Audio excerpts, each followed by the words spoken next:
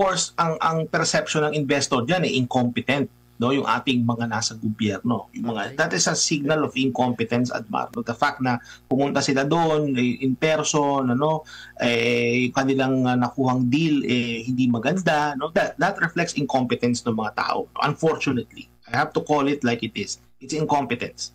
And siyempre makikita yan ng investor, that speaks broadly with our government. Kung yung mga negotiator ay incompetent, yung leaders ay incompetent itong gobyerno. Now, if I'm an investor, would I be willing to invest my money sa isang bansa that is being run by incompetent people? Alam mo kung bakit, Admar, naging ganyan yung outcome? Kasi si Donald Trump at si FPRRD, they shared same idea. At ito yung idea niya. They're doing what's best for their people. Tama. So si Donald Trump, he's doing what is best for the American people. FPRRD was doing what was best for the Filipino people. Yun yung filosofiya nila ng leadership eh. Kaya tugma sila at they share the same wavelength. Hindi kagaya ngayon na hindi natin alam kung actually hindi natin alam eh. It's very obvious na that itong negotiations na ito, this is not for the Filipino people, Admar at Master Judea. Yes po. The outcome ng naging negotiation na ito ay masyadong paborable sa Estados Unidos. Hindi paborable ito sa mga Pilipino. Kaya nga tanong ko kay Pangulong Marcos Jr., Sir, sino po ba talaga ang pinaglilingkuran ninyo? Pinaglilingkuran po ba ninyo ay mga Pilipino o mga banyaga? No, yun lang, tatanong lang naman po kasi hindi po talaga maganda yung naging outcome nitong negotiation na ito. No, masyadong talo ang ating bansa.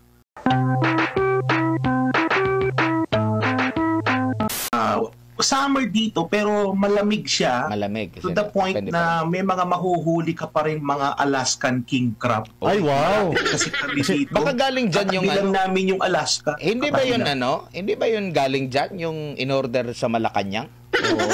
Sana all. Ang alam ko dyan, merong specialty na crab na merong alamano sauce.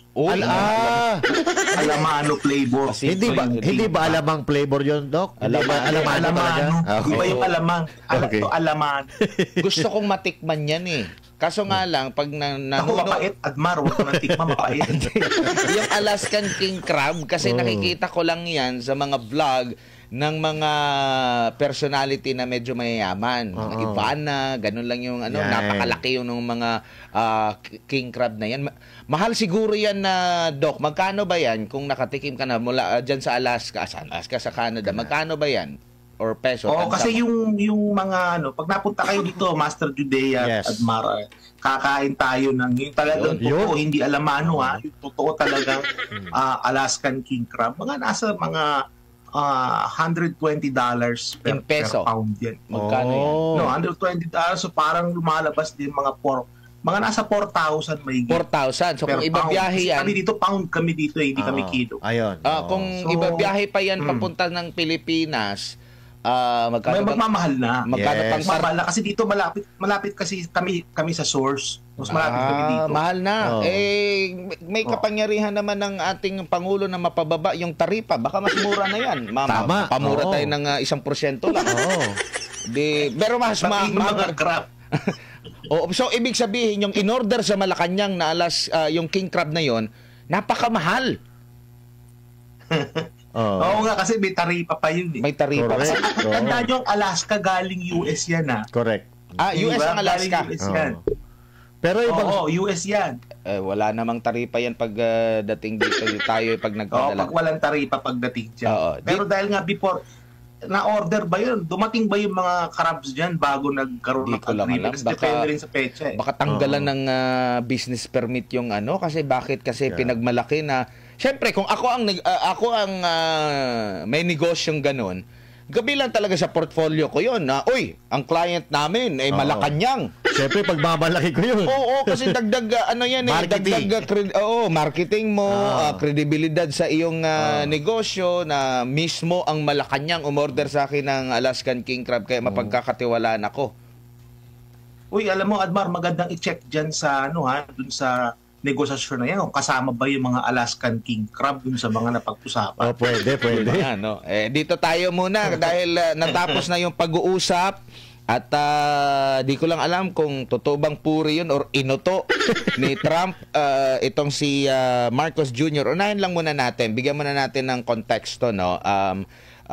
Doc Batu, dahil hindi agad inilabas doon sa press briefing, hindi agad inilabas kung magkano ba, no? Puro pinuri lang ni Trump na napakagaling, tough, kumbaga pag sinabi mo kasing tough negotiator, kumbaga pahirapan niyang palitan talaga ng yes. pabangga yung mga brain cells ninyo paano i-negotiate. Pero sa kanyang social media account sa Truth Social, yung Truth Social pala is sa kanya. Kay Trump pala na si Trump ang may-ari. Si Trump pala, kasi tinanggal kasi siya sa kaya gumawa na lang siya ng panibagong social media. Ito, sabi dito sa kanyang unang post, President Ferdinand Marcos of the Philippines is just leaving the White House with all his many representatives. Gusto ko yan, with all of his many representatives. Biruin mo, gumastos tayo. Magkano bang pamasahe doon?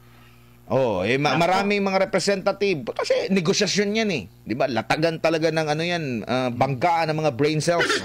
It was a beautiful visit and we concluded our trade deal whereby the Philippines is going to open with the United States and zero tariffs. Ibig sabihin, kung galing sa kanila po yung mga produkto, nag-import tayo mula US, abay, wala pong dagdag na tax. Zero ang taripa. Ibig sabihin, mura yung mga chocolate galing sa galing sa Amerika. Hindi ko alam kung mura ba talaga. Pero walang hindi papatungan. The Philippines will pay a 19% tariff. In addition, we will work together militarily. Ito agad yung kapal nito. It was a great honor to be with the president. He is a highly respected in his country. Ito ako, di ko lang alam kung nagsasabi ba siya ng totoo dito, ng uuto, kasi sa survey wala He's also a very good and tough negotiator. Patay. We extend our warmest regards and to the wonderful people of the Philippines. Dito tayo ulit agad sa side ni Marcos Jr. Kinumpirma ni President Marcos Jr. yung anunsyo ni na from 20% ginawa itong 19%.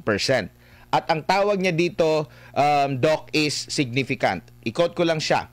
We managed to bring down 20% tariff rate for the Philippines to 19%. 1% might seem like a very small concession. However, if you put it into real terms, it is a significant achievement. Nilinaw din ni Marcos na hindi lahat ng mga produkto naman mula sa Estados Unidos na pumapasok sa Pilipinas ay magkakaroon ng zero tariff. Baka exempted dito sa zero tariff yung Alaskan king crab.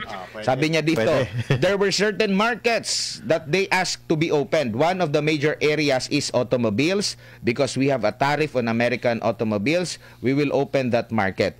Sinabi rin niya na magdadagdag din ang Pilipinas ng pero ito import mag-aangkat tayo ng mga produkto mula sa Estados Unidos. Sabi niya dito, the other side of that is increased importation from US. Good news ba yun kung tataasan yung importasyon natin sa US for soy products, wheat products, pharmaceuticals, medicines, para gawing mura ang gamot natin? Doc, anong masasabi mo rito? Alam mo, Admar, I was very disappointed dyan sa naging outcome ng negosasyon na yan. Kasi going into the negotiation, I was quite optimistic dun sa magiging outcome. Kasi bakit ako naging optimistic dyan? Yung mga kapitbahay natin, Vietnam at Indonesia, they were able to get a good deal. So, bigyan ko halimbawa, yung initial reciprocal tariff na inimpose ng US, yung threat nila sa Indonesia was 32%. At inanunsyo nito lang, I think was today, yung actual na taripa, yung actual na reciprocal tariff, inaibaba sa 19%. So ang diferensya nun in menos na 13% yun. So sabi ko, yung Indonesia, they were able to get a good deal, naibaba nila yung taripa. Vietnam, ganun din. Vietnam, ang banta sa kanila na taripa was 46%. Naibabain nila ito to 20%.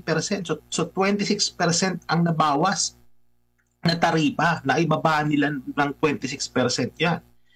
Sabi ko, sa Pilipinas, kung tayo inasa 20%, ang threat, no? I was expecting na yung ibababa niyan, Double digit. mga nasa 10. Kasi yung mga economy sa NEDA, 10 din yung kanilang inaasahan eh. Ako 10 din yung ina-expect ko eh. Kasi kumbaga parang ang pinakamagandang outcome niyan, 0. So yung mas reasonable mo na i-expect na doon kayo you meet halfway sa gitna, no? 10. And also considering na napakarami nating mga produkto na kinakailangan ng Estados Unidos sa kanilang ekonomiya, no? Marami yan. Usapan natin siguro mamaya, mga critical minerals, malaki naman yung market natin, at syempre nandiyan yung military, no? Yung defense na relation, no? So inaasahan ko na because of all of this, makakakuha tayo ng magandang deal. Abay, mantakin mo from 20% naibaba lang ng 19%, 1% lang ang naibaba. So nung pinapanood ko to, tapos kanina pinanood ko rin yung actual na yung nakaupo si Marcos Jr. sa I think it was in the Oval Office. Nandun si Trump, no? Nandun yung mga with his many representatives, ika nga ni Donald Trump, no? Nakita ko doon, yan sa picture na yan, ano, na pinapakita natin sa screen. I was observing yung nangyayari dyan sa loob na yan kanina umaga. Umaga yan dito sa amin sa North America, Admar. Siguro gabi dyan, live yan kanina. Oo. Pinanood ko yan, meron ako mga observation. Una is I think yung mga negotiator ni Marcos Jr., they did not do their homework properly. Ano ibig sabihin ng what do I mean by homework? Bago ka pumunta sa isang negotiation, you have to understand yung psikolohiya ng mga kakausapin mo, mga ini-negotiate mo. Kailangan maintindihan mo, ano ba ang takbo ng utak nito ni Donald Trump? How does he think? Marami naman tayong pwedeng pagkuhaan ng source material to understand these people because makikipag-negotiate ka eh. Andyan yung mga libro, manood ka ng mga video. I think they did not do their homework. Bakit ko nasabi yan? Kung maaalala niyo yung mga ibang world leaders na nagpunta dyan sa White House, makikita ninyo na binuwala nila si Donald Trump. Donald Trump likes being flattered. Halimbawa sa harap ng camera, gusto niya na pinupuri siya. Gusto niya yon. Hindi ko ito nakita kanina nung kausap niya si Marcos Jr. Saglit nga lang nagsalita yung ating Pangulo, Admar eh. Dahil most of the conversation kanina dun sa nakaupo silang dalawa with the media, puro patungkol sa internal and domestic issues ng Estados Unidos. Puro ganun yung mga tanong ng mga reporter. Meron lang yata 2 tanong about the Philippines, ano? And yung mga reporter na yung galing pang Pilipinas yon. But the rest were domestic issues sa US. So parang na sideline, no? Although Marcos was there, pero parang hindi siya yung sentro ng atensyon. So ang dapat na ginawa ni Pangulong Marcos Jr. doon, of course, he should have been briefed properly by the people around him.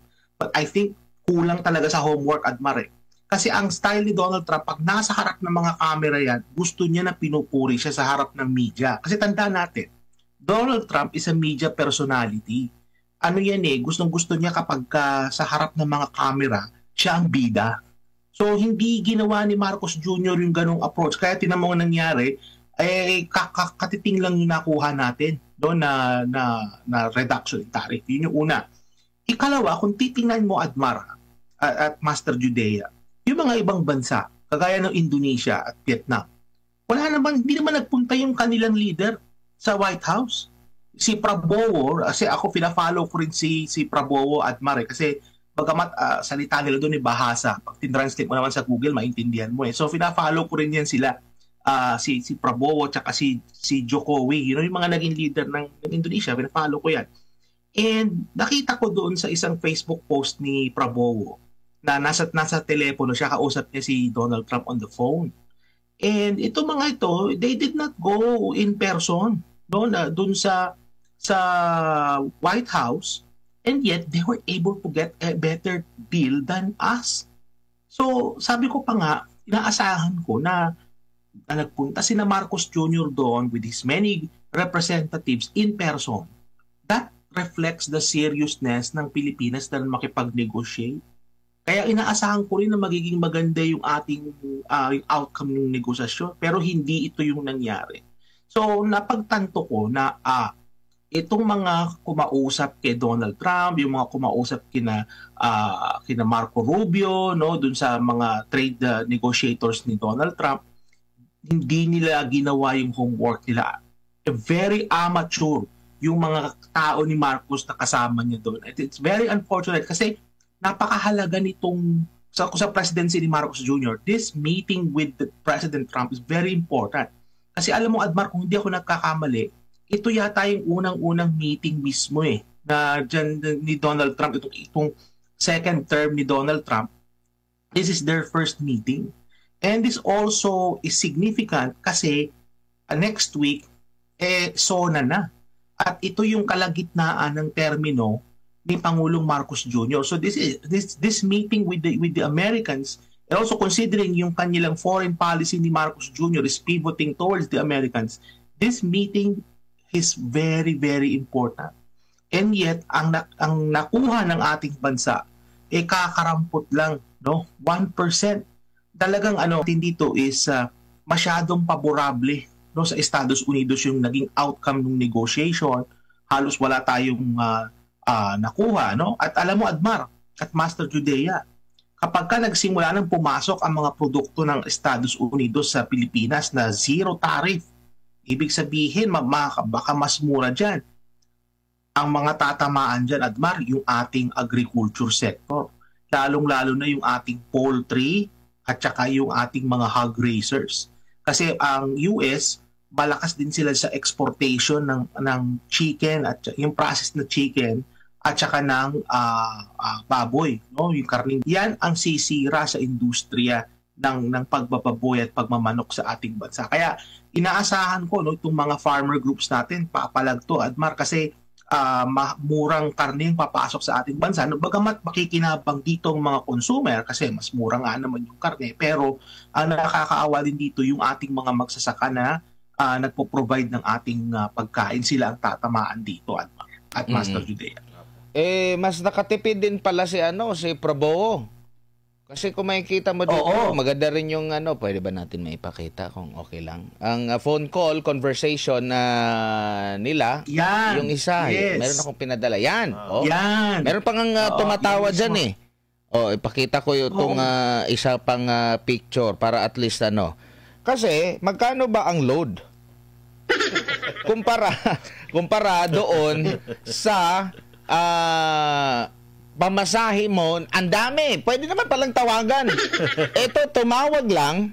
Ito kasi yung sa Indonesia. Sa Indonesia, yung pinakauna pa talaga na pahayag ni Trump, galing ng 64%. Ibinaba sa sino ba yung malimit ba sino ba tumatawag niyan ang US? Mas mura siguro. Basta ganyan na lang. Tapos after niyan 64%, bumaba sa 32%, ngayon bumaba sa 19%. Tayo, sinabihan pa ni ni Trump na together with all his many representatives. Grabe yung niyan yung pamasahe po niyan, mula 17, nung pinakauna talaga original, naging 20. Tapos, after ng pag-uusap at sinabihan na top negotiator, minus 1%, 19% na lamang po. No? Ang sa Vietnam naman, mula 90%, naging 46%, tapos kalauna naging 20% na lang, Doc. So, malaking pag-aaksaya kung ganito lang din pala ang resulta, pero meron daw patungkol doon sa sa military na usapan, no? Nabanggit na yung pinaka-open is yung zero tariff, no? Tapos ito pang usapang militar na di ko lang alam kung advantage ba yun sa Pilipinas, Doc. Alam mo, Admar, Master Judea, yung mga apologies ni Marcos Jr., no? Nabasa ko sa social media, dami nilang ang ingay nila ngayon Sinasabi nila na itong deal daw na ito maganda para sa Pilipinas kasi we are among the lowest tariff sa reciprocal tariff sa mga bansa. Yan hindi totoo yan. Kasi kung titingnan mo, Admar, yung Japan, Yung Japan, from 24, na ibaba nila sa 15. So 9% yung in-reduce. Yung 15% mas mababa yung kaysa sa Pilipinas. Bakit ganon? Ang Pilipinas, ikukunin ko lang doon sa defense, na binanggit mo yung military. Yung Japan at saka Pilipinas, may treaty yan, di ba? May agreement yan, military agreement with the United States. Bakit hindi pantay yung pagtatrato sa atin? Bakit sa Japan na ibaba ng 15, tayo 19? Di ba? So, kumbaga, at ito pa, anong kapalit ng 1% na yan? Ang kapalit ng 1% na pagbaba ng taripa, yung pagpapatayo ng yung paggawaan ng armas bala sa Pilipinas. Ammunition. Oo, yung gawaan ng bala, ammunition, di ba? At saka yung mga Typhoon missile na magiging target ng Pilipinas. So, ibig sabihin yung buhay ng tao, halaga nun yung 1% na ibinaba sa taripa. Hindi ba? Kumbaga itong ganitong klaseng agreement is not only bad for us economically, pero ito rin ay magdadala sa atin sa kapahamakan kasi nga magiging target ng ating bansa, no? Ngayon nga target na tayo, di ba? So kumbaga, ang buhay ba ng tao, can you value that, no? With the reduction in 1% in tariff. So kumbaga, dapat tingnan natin 'tong mga kababayan sa broader perspective. Kasi kung makikita natin talaga, pag sinuma total mo, Admar at Master Judea, yung talagang in-accounting natin kung ano yung cost and benefit nitong agreement, nitong negotiation na ito, ay talagang talong-talo po tayo. Talong-talo ang ating bansa sa negotiation na yan. Bago lang si Master Judea, naglabas na rin ng pahayag ang ilan sa mga senador. Unahin lang natin basahin itong naging pahayag ni Senador J.V. Ejercito. Pwede ba nating mapakita? Sabi, ito yung mga reaksyon. Sabi niya dito, masyado tayong dehado. This is grossly disadvantageous to the Philippines. Hanggang ngayon, little brown brother pa rin ba ang tingin sa atin? Yan yung sabi ni Senador JV. Dito naman kay Senador Ping Lacson. Sabi niya dito, 19% versus 0% tariffs is definitely not the most fair deal between decades-old friends and allies like the United States and the Philippines. Parang pakonsuelo lang ata yung tough negotiator If I may add, it is the worst insult that a host can throw at his guest. Grabe. It is time for us to look for other trade partners. Sabi naman dito ni Super Ate ng Pangulo, a mere 1% reduction in tariff rates for Philippine goods while US goods enjoy zero tariffs certainly does not look like a win for the Philippines. Nagpadala pa tayo doon. Pinagtawag na lang sana natin, makasave pa tayo. Bahala na kahit na mas malaki pa yung savings natin. Doc, anong masasabi mo sa naging mga pahayag ng mga senador? Alam mo, Admar, napakahirap na nito i-spin. Kung ako nandun kina Marcos Jr., it's hard to spin this na maging positibo. Kaya nga, I look forward yung susunod na press conference ni Yusek Castro, how she will frame this reduction in 1%. Kasi, alam nyo, kahit na wala po kayong doctorate degree in economics, hindi nyo na kailangan yan Hindi nyo na kailangan yan para maintindihan na dihadong-dihado tayo dito sa negotiation na ito. At nakakahiya nga, Admar, considering na ang daming representative na pinadala doon, may advance party pa, hindi ba, doon pa ang ating Pangulo. Kaya sayang nga lang din, wala si First Lady. Mas maganda sana kung kasama si First Lady doon sa biyahe na yan. Saya lang sa pamasahe yun.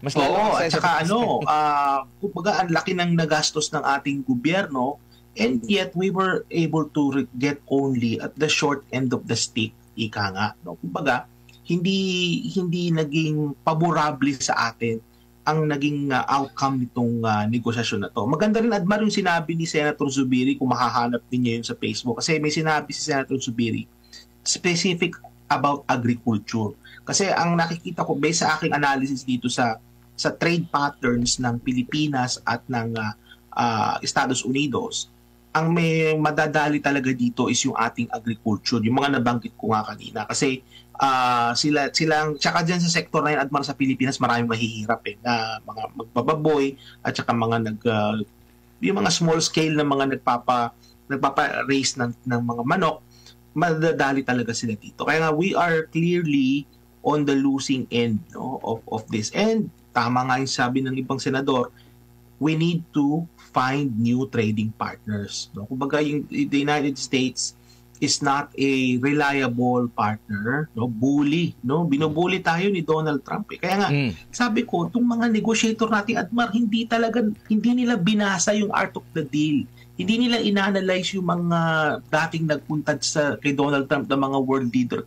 Gusto ni Trump na bulahin siya. Hindi nila yung ginawa. Kaya sabi ko, nako, patay. Parang napanood ko, alam ko na yung magiging outcome. It was bad. Parang yung binola Yun na nga, yes. Parang si Marcos yung binola. The other way around. Oo. Samantala, ito yung sinabi mo kanina, si pangalan nito, si Senator Mig Zubiri. Ang sabi niya rito, parang lugi ata tayo.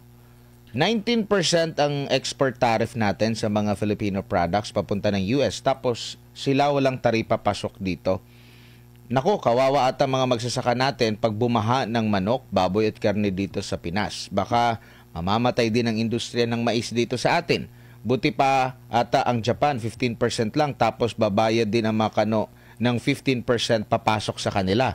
Dapat naman, kung tinato tayo ng USA bilang treaty ally, di ganun na rin sana sa Japan yung nakuha natin na taripa. And isa ito sa mga nabanggit ni Marcos Jr. kanina, kagabi pala dito sa Pilipinas, nung nakausap niya si Trump, na bukod tangi na merong treaty ally. Tama ba? Dito sa Southeast Asia. Ang Pilipinas. Pilipinas. Yung pinagmalaki pa niya, inulit niya. Pero, ayun, dahil nga top negotiator ka, 1% lang yun, ang bawas, Doc. Kaya nga nabaliktad si Marcos Jr. dito. Dapat sila nang bobola kay Donald Trump. Sila ngayon ang nabola. No? Tough negotiator. Kasing tough ng shell, no, ng Alaskan king crab. Matigas ang shell nun, tough. Pero pag naluto yun, brittle na, madali nang mabiyak ng nabibiling yung pang break ng shell. So, parang ganun yung nangyari dyan, Admar. Nasobrahan ng kulo yung Alaskan king crab, naging marupok na. Akala mo tough, no? Pero rumupok. Yun yung nangyari. Nakakalungkot. Pwede tayong magbiruan dito, but the thing is, itong nangyari na ito, this is not this is a serious matter. Kasi ito, maraming maaapektuhan dito mga kababayan natin. At pag dumating na yung mga Typhoon missiles dyan, no, nandyan na yung ammunition depot, nako, talagang we're getting closer and closer, kapag ka nagkaroon ng kaguluhan dyan, talagang magiging target tayo. Papalapit na tayo ng papalapit doon. Tama, Doc. Si Master Judea to, Doc, no? At tama po yung sinabi nyo, napanood ko rin yung mga pag-uusap doon sa US at talagang ang idinidiin doon ni Marcos Jr. ay itong magalit tayo sa China. Parang he is encouraging Donald Trump na magalit ka rin sa China. Tulungan mo ako pag ginaway ako ng China. Parang ganoon ang nakikita ko doon. Pero sa tingin nyo, Doc, ano ang naging dahilan kung bakit naging ganito yung resulta ng pag-uusap nilang dalawa? Ito ba ay dahil sa pagiging third world country ng Pilipinas? Kaya ang tingin nila sa atin ay para tayong mga tatanga-tanga Pati yung presidente nga natin, talagang hindi talaga siya marunong mag-sense kung ano talaga yung napag-uusapan or ano yung gusto ng kausap niya. Hindi siya marunong lumaro, Doc. So, may kinalaman ba ito sa pagiging mahirap na bansa natin? Sa tingin niyo po, itong naging resulta na ito? Pero bago ko sagutin yung Master Judea, kasi nabanggit mo nung umpisa about China. Yes. Actually, sinabi ni Donald Trump na okay lang naman tayo na makipag-deal sa China. Napahiya siya tayo pakikialaman. Sinabi ni Donald Trump yun. Di ba sabi niya na, kami nga sa Estados Unidos, we're having great deal, great relationship with China. Dapat kayo din. Yes. Di ba? So, ayan, galing na mismo kay Donald Trump. No? Siya na mismo nagsabi na okay tayong makipagrelasyon sa China. So, kumbaga, I think the Marcos Jr. administration, dapat magising na sila sa katotohanan na mahalaga ang China sa pag-unlad ng Pilipinas. Correct. Now, punta na doon sa tanong mo naman, Master Judea, about yung naging outcome ng negotiation. Kung ito ba'y dahil na tayo, kumbaga, junior partner tayo or a lesser, hindi tayo pantay sa kanila. No? We are an inferior country. Sa totoo lang, Master Judea, marami tayong mga produkto na kinakailangan ng Estados Unidos. No? Yung mga tinatawag na, example ko dyan, prime example, yung tinatawag natin critical minerals. No? Ang dami niya. Nandiyan ang nickel, cobalt, di ba pa? Kinakailangan yun sa pagpoproduce ng mga baterya, ng mga electric vehicles, yung green technology ng US. Diyan na sila papunta eh. Meron tayo niyan. Ang problema, hindi gawa ng homework itong mga negotiators ni Marcos Jr. Hindi sila naghanda properly. Kasi if they prepared properly, hindi naging ganito yung outcome na yun. Kasi marami tayong pwede na leverage sa negotiation na ito. So it is very clear to me na itong mga tao ni Marcos Jr. and of course by extension, probably also the President, they did not do their homework properly. They did not study the how to negotiate properly with Donald Trump. Kasi sa totoo lang, Donald Trump is a different president than dun sa mga ibang mga nakagisnan na nating presidente ng Estados Unidos. Kasi nga, dapat maintindihan natin si Donald Trump, galing sa produkto yan ng media, mayroon siyang personality na kakaiba, no? Kumbaga, kailangan maintindihan mo rin siya. Sa palagay ko, nangyari dito, the fact na si Marcos Jr. yung nabola, imbis na dapat silang mambola kay Donald Trump, is a demonstration na hindi nila ginawa yung homework nila properly. Now, hindi ito dahil Master Judea sa tayo inferior sa kanila. Ang reason dito kung bakit nag-fail yung negotiations na yan is because hindi nila nagamit properly yung leverages na meron tayo. Marami tayong leverage. Kaya nga sabi ko, itong mga nag-negotiate, mahinang klase. Weak negotiators yung mga pinadala ni Marcos Jr. dyan. And the government spent millions and millions of taxpayer money to send these people there, and yet ang naging outcome natin was a very bad deal. It was a bad outcome because unprepared and hindi ginawa ng homework. Ginawa yung homework nitong mga weak negotiators ni Marcos Jr., Master Judea. So ibig sabihin talagang sarcasm lang itong pinagsasabi ni Trump, no? At alam na po natin 'yan ngayon at naiintindihan natin mga kababayan so far, no? At ito kung halimbawa ang sinasabi kasi nila dati, boycott natin ng China. Pero sa akin, parang mas maganda siguro the other way around. Boycott natin ng Amerika at doon tayo sa China. Kasi kahit pa paano yung China, afford natin. Yung mga produkto ng Amerika, sigurado ako mas mahal yan ng doble kaysa sa Amerika, ay sa China. So now, kung halimbawa, alam ko naman na hindi mangyayari ito sa panahon ni Bongbong Marcos Jr., Doc, pero kung halimbawa, kumalas tayo sa Amerika, maghanap tayo ng ibang bansa na makaka-trade natin, ano bang magiging epekto? Kasi sa tingin ko, wala naman na itutulong sa atin ng Amerika. Pabigat lang Amerika sa atin. No? Kung halimbawa, yung China, magiging mas timbang natin, mas malakas nating allies, magkakaroon ba ng pagkakaiba? Or babagsak ang ekonomiya natin pag kumalas tayo sa Amerika? Kasi ganito rin yan, Master Judea. Hindi natin pwede pagkaila pa rin na Estados Unidos ay malaking ekonomiya yan. Yes. Malaki. So, the fact na malaking ekonomiya yan, advantage yan sa atin kung tayo ay makikipagkalakalan sa kanila kasi malaking market yan. Apo. So, advantage yan. Pero hindi ibig sabihin na tama ka na Amerika lang yung dapat na doon tayo mag-focus. Tama. Kasi marami din namang mga ibang malalaking ekonomiya. So, kagaya halimbawa ng China. China is a large economy. Yung European Union, collectively, that is a large economy. India is a large economy. Yes. Yung mga bansa sa Africa, collectively, napakalaking ekonomiya niyan. So, kumbaga, marami kang pwedeng mga bansang pagpilian or kung ayaw mong pagpilian, makipag-deal ka sa lahat ng yan. So, yun yung dapat na ginagawa ni Marcos Jr. Ang tawag natin dyan, Master Judea, is diversification. Ayun. Kailangan mag-diversify tayo ng ating mga trade relations. Hindi natin po pwede yung mga, may kasabihan nga, di ba, na yung itlog, 'di ba? You don't put the egg in one don't put all of your eggs in one basket. O dapat yung mga itlog na yan kumbaga nasa mga iba-ibang basket sila. Kung may mabasag na isa, meron ka pang iba. Correct. Di ba? So ganun 'yun. Halimbawa sa Estados Unidos, gusto nating i-boycott. O di kung binoycott natin kung US lang yung ating partner, di wala na saan tayo pupulutin. So kailangan meron tayong mga ibang mga kapartner. Ang advantage niyan, Master Judea, is hindi tayo exposed sa US. Halimbawa, kagaya sa US ngayon, iba-iba ng policy. Yes. Nung kay Biden, iba ang polisiya. Nung kay Trump ngayon, may mga taripa. Nag-iiba-iba ng polisiya. Kasi nga, masyado tayong exposed sa US market. Kasi nga, US ang pinakamalaki nating pinagpapupuntahan ng mga exports natin. Pinakamalaki yan. Kung meron tayong mga ibang bansa na pinagte-tradean, mas less exposed tayo dun sa mga paiba-ibang polisiya ng Estados Unidos. So, kumbaga, diversified nga kasi yung ating trade relation.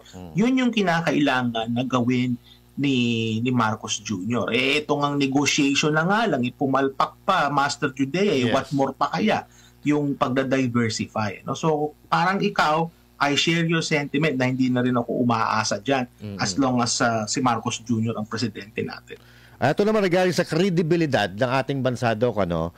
Kasi, syempre, nakikita to sa buong mundo ngayon, itong nangyaring pagkikita ni Marcos Jr. at ni President Trump. Kasi, in-invite din ata yung iba't ibang country or ibang-ibang bansa sa mundo.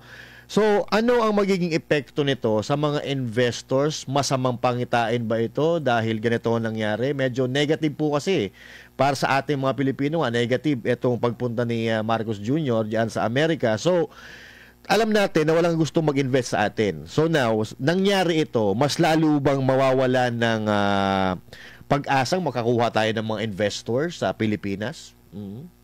Maganda, Master Judea, nabanggit mo yung mga investor. No? Yan yung mga foreign direct investment. Kasi yung sinasabi ng mga Marcos apologists ngayon is that nung panahon daw ni FPRRD, yung mga investment pledges galing sa China hindi raw nag-materialize. No? Nakita ko dyan, papangalanan ko na si Sub-Sahara. Sabi ni Sub-Sahara, ano daw, yun daw mga investment nung panahon ni Tatay Digong galing China wala daw, no? Palagay ba niya yung sa mga investment na galing sa US magmamaterialize din? Yes. 3 taon na si Marcos Jr. na nakapwesto. And yet what we're seeing is a decline ng foreign direct investments. Yes. Kung papunta tayo ng US, no? Ibig sabihin, dapat yung mga pinanggagalingan natin ng FDI galing sa US, bakit declining yung FDI? Correct. Hindi ba? So, ang problema kasi dito sa mga kaibigan natin, mga na dati ayaw kay Marcos, ngayon mga Marcos apologists na, no? Mga tawag natin diyan yung kinain yung kanilang mga sinuka. Yes. No? Ganyan na sila ngayon. Ang nangyari diyan is hindi nila naiintindihan, Master Judea, ang economics. Hindi nila naiintindihan. Kasi ang dapat na nalalaman nila diyan is that ang FDI kasi is a function of many variables. Kasama dyan, halimbawa, political stability. Kasi gusto ng mga investor na maayos yung political climate sa bansa. Anong ginawa ni na Marcos Jr.? Hinabol nila yung mga, they went after the Dutertes, they went after the friends of FPRRD. People who were defending FPRRD, they went after them. So, clearly may issue pang politika. Ikalawa, economic. Hindi nila hanggang sa ngayon, hindi nila in-address yung mga issues that matter to investors, kagaya halimbawa ng mataas na singil sa kuryente. Di ba? Ang tagalan niya sinasabi niya, bababa ang presyo ng kuryente. Hanggang ngayon, mahal pa rin ang singil sa kuryente. Yes. That turns off investors. Isama mo pa, Master Judea, yung safety and security mismo ng mga investor. Yes. Di ba? Ang dami nagsasabi ngayon na they feel not as safe now as back when FPRRD was the president. Waga hindi ramdam nila hindi sila safe, no? At syempre, yung mga other conditions hindi pa na-address ng gobyerno ito to attract foreign investment. Kaya nga akala ko ba US are a partner, no? US should be the number one country na nag-grow in terms of investment, and yet what we see is that FDI is declining. No? Yes. So, kumbaga, ang kinakailangan talaga dito, Master Judea at Admar, is ma-address ni Marcos Jr. yung mga factors na nabanggit ko, no, para ma-attract yung investment and combine niya yan with diversification. Hindi lang tayo pwedeng sa US kumuha ng investment. Marami pa ibang bansa na pwedeng pagkunan ng investment. China is just there, sitting in the corner. Bakit hindi tayo makipagkaibigang muli? Akala ko ba, Master Judea, ang ating foreign policy ay independent? Kama. So, binanggit ni Marcos Jr. yun doon sa nung tinanong siya ni Trump. Sabi niya kasi yung naintindihan ko na ikaw, Donald Trump, ang gusto mong ang approach mo para sa ikabubuti ng mga Amerikano. Kaya kami naman, ang aming policy is mayroon kaming independent foreign policy. Nung napakinggan ko yun, sabi ko, like independent foreign policy daw? Bakit puro tayo pivot sa US at bakit natin inaaway ang China? Akala ko pa independent tayo.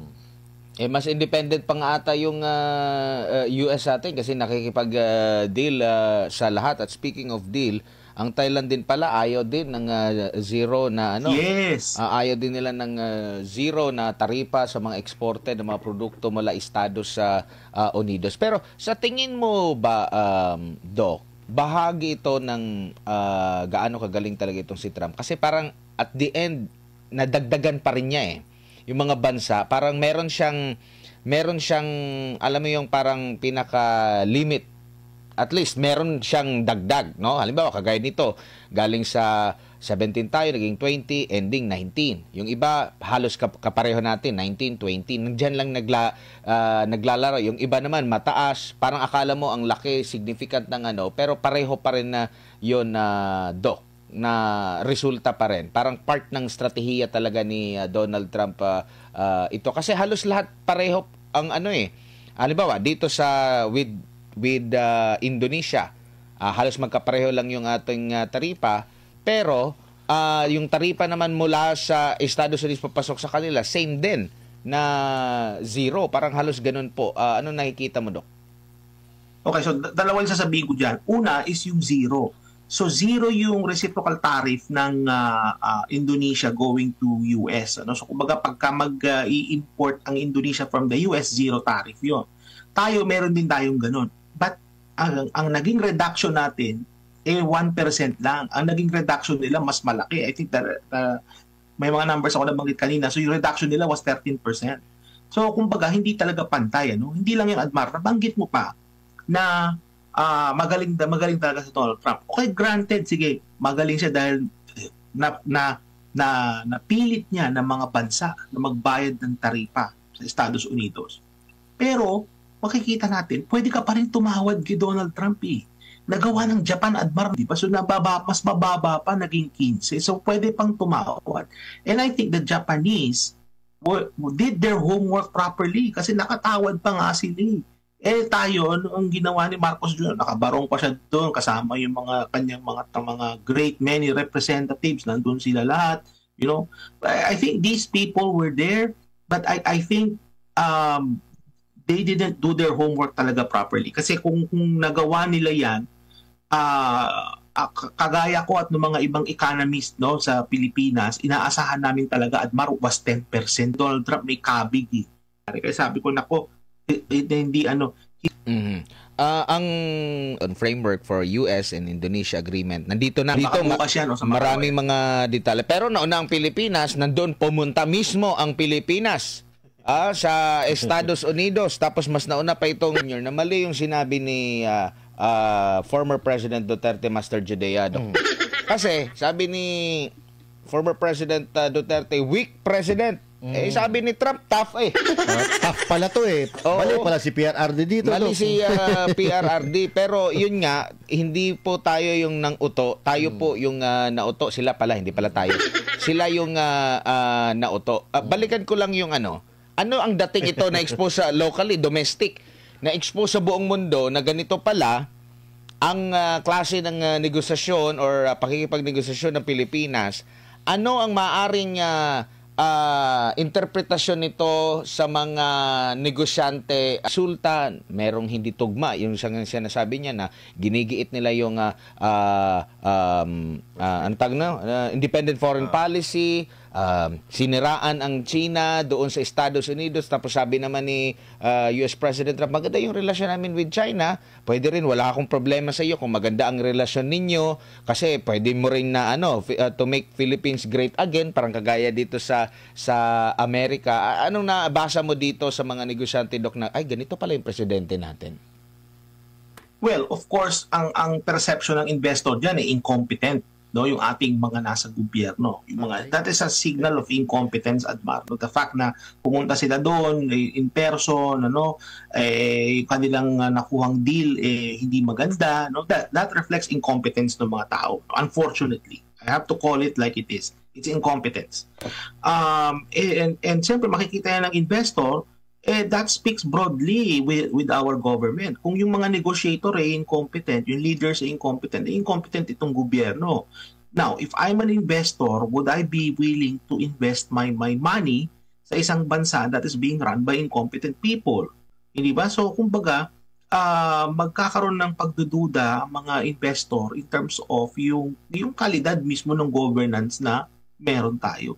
No? So, kumbaga, hindi it doesn't speak well, no, of our country, kasi by extension, Admar, reflection din yan sa mga Pilipino kasi if we keep electing these people, that reflects sa atin, no, sa inyo diyan, yung mga bumoto, no, na people keep electing yung leaders of this quality, no? And of course yung mga inappoint ng mga negotiate incompetent din, that reflects sa kanila, no. Kaya nga, alam mo, ang nakikita ko dito na dapat na gagawin ng ating Pangulo is consider actually firing itong mga nagne-negotiate na ito.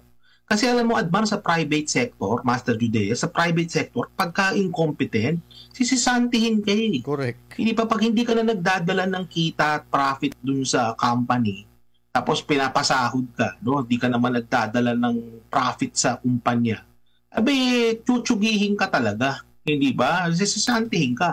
And yet, these people are still there. No? They're allowed to, kasi nandun pa rin sila sa gobyerno. Opo. Kaya nga, this reflects yung incompetence ng mga tao ni Marcos Jr. No? Kagaya sa tourism, hanggang ngayon, we have the same tourism secretary, and yet, hindi naman nami-meet yung targets natin.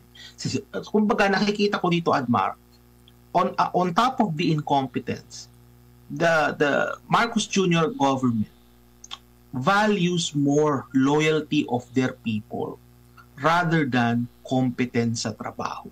At hindi yun maganda kasi nakikita yan ng foreign investor. No? Ito pa, madagdag ko lang bago ko ipasa sa inyo dyan ulit. No? Itong nangyayari ngayon, kung talagang si Marcos Jr. Sinusunod yung independent foreign policy as written in the Constitution, this is actually a great time, Admar at Master Judea, to approach China. Kasi we were not able to get a very good deal with the Americans. And China is watching with what is going on.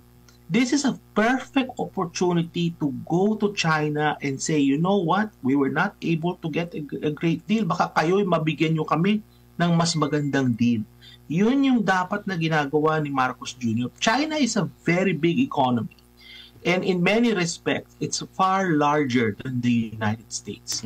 And China is a big market for us. And yet, nandyan lang yan, nasasayang. So, kumbaga, this is the opportune time na lapitan ni Marcos Jr. ang China at makipagkasundo muli sa ating Asian neighbor na China.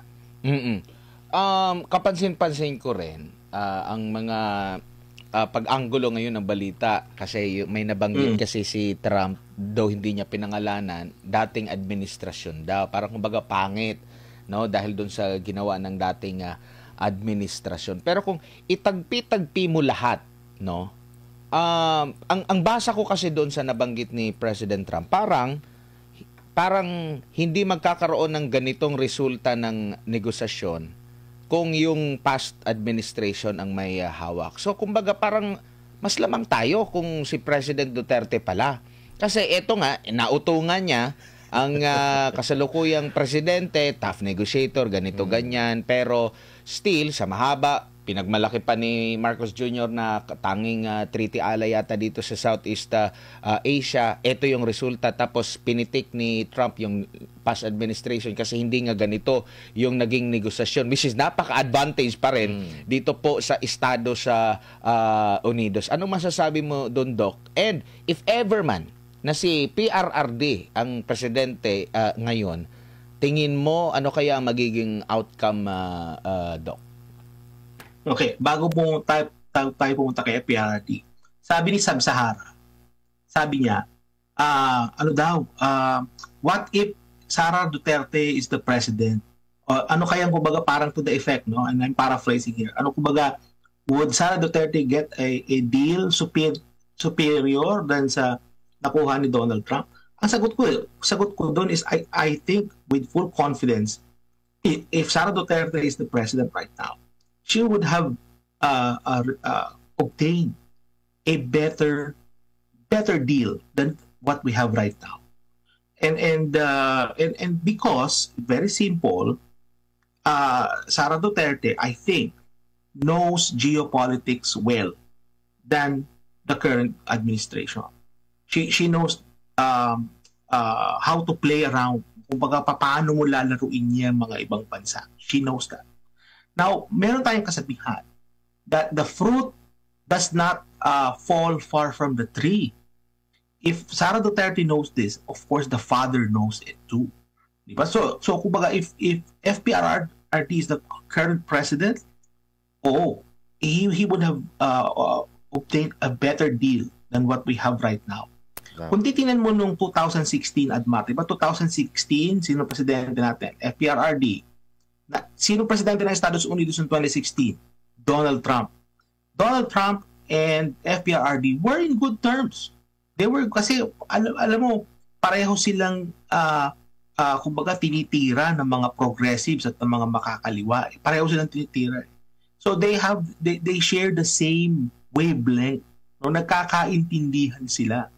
And nung pagkikita ni Donald Trump at ni FPRRD, although hindi ba nagpunta si FPRRD sa Estados Unidos, pero may mga instances na nagkita sila sa ibang bansa. They have a very warm and cordial relationship.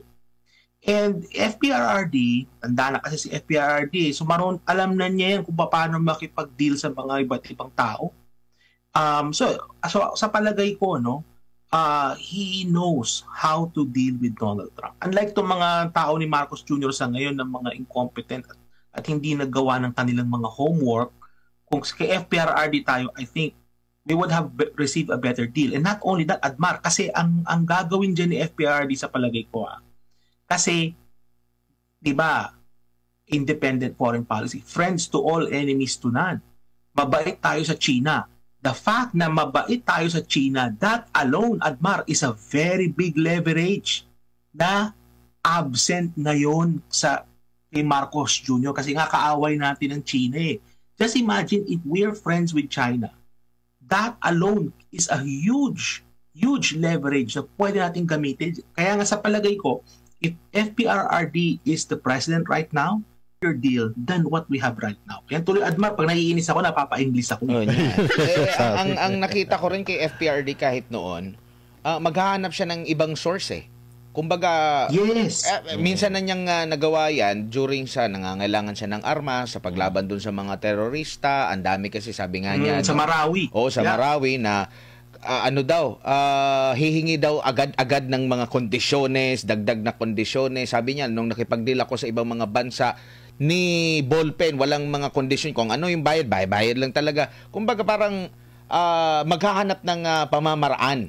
Ito kasi parang iginigiit na independent foreign policy pero still nakaalalay lang dito sa Amerika. Nakaangkla lang lagi dito. Pagmamalaki pa, sisiraan pa yung isang bansa na ano siguro siya no, na friends naman kami. Sabi ni US, friends naman kami. Pwede rin kayong mag-friends, walang problema sa akin.